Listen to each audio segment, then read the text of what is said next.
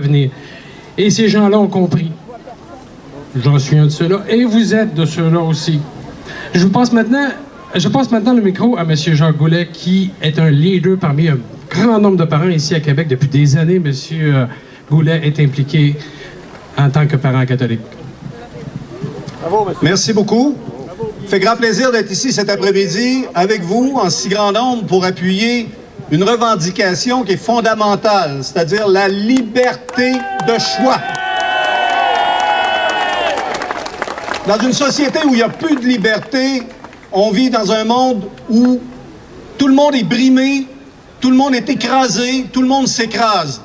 Aujourd'hui, on est debout, on est encore libre et il faut défendre ce droit-là.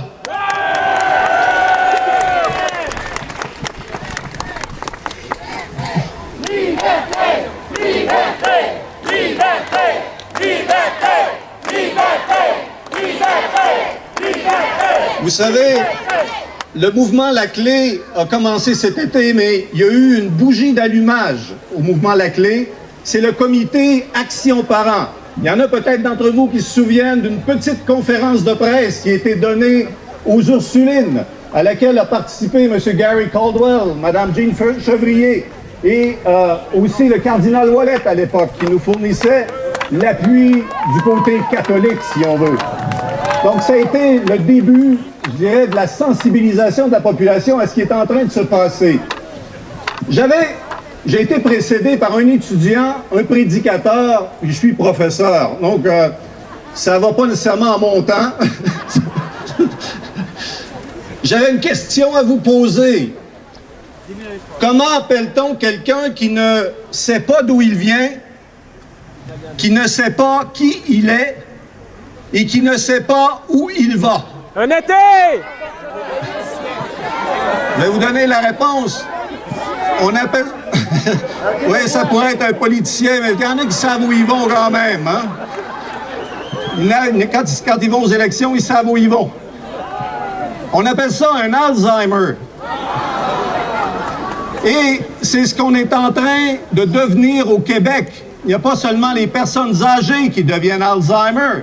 Nos enfants sont en train de devenir Alzheimer parce qu'ils ne savent pas d'où ils viennent, ils ne savent pas ce qu'ils font là, ils ne savent pas où ils vont.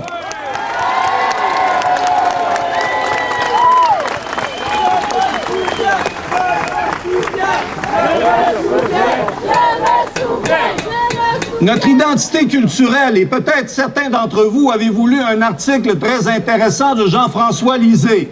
On ne partage pas nécessairement toutes les visions de M. Lisée, mais il faut admettre quand même qu'il voit juste.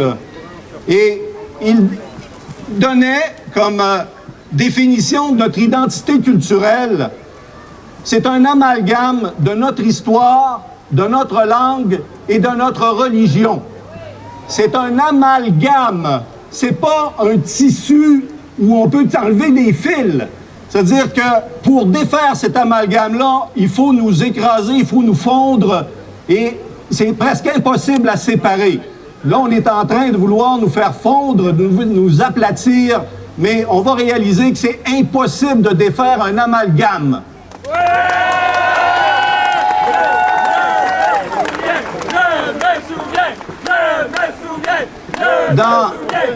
Dans les efforts que le ministère de l'Éducation a fait pour défaire l'amalgame, ça remonte déjà à quelques années avec d'avoir négligé l'enseignement de l'histoire. Parce que quand vous ne savez pas d'où vous venez, c'est plus facile de vous écraser parce que vous n'êtes pas conscient de la valeur que vous avez. Donc, il y a quelques années, on a négligé l'enseignement de l'histoire. Quelques années aussi, on a massacré l'enseignement du français. Donc, et maintenant, on veut sacrifier l'enseignement religieux. Ce qui, en principe, dans le micro! Certains théoriciens devraient briser l'amalgame.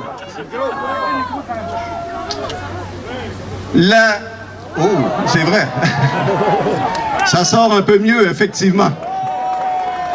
Alors, je répète pour ceux derrière qui n'auraient pas entendu que depuis quelques années, notre gouvernement essaie de briser l'amalgame de notre identité culturelle en négligeant l'enseignement de l'histoire, en massacrant l'enseignement du français, et maintenant on veut sacrifier l'enseignement religieux.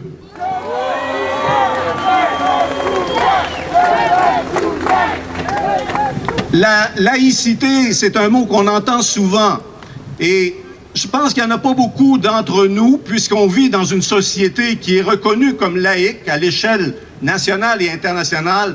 Il n'y en a pas beaucoup d'entre nous qui sommes contre nécessairement la laïcité. Mais la laïcité, on ne doit pas la payer au prix de la liberté.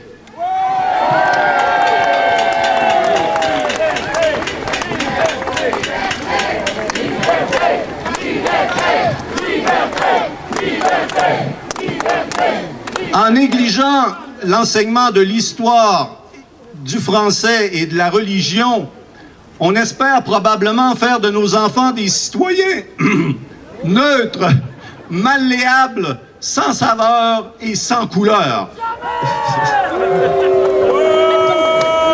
Et je ne crois pas que c'est le désir d'aucun d'entre nous. En terminant, j'aimerais répéter qu'on n'est pas contre, on n'est pas ici contre quelque chose, on est ici pour la défense d'un droit fondamental, de notre identité culturelle.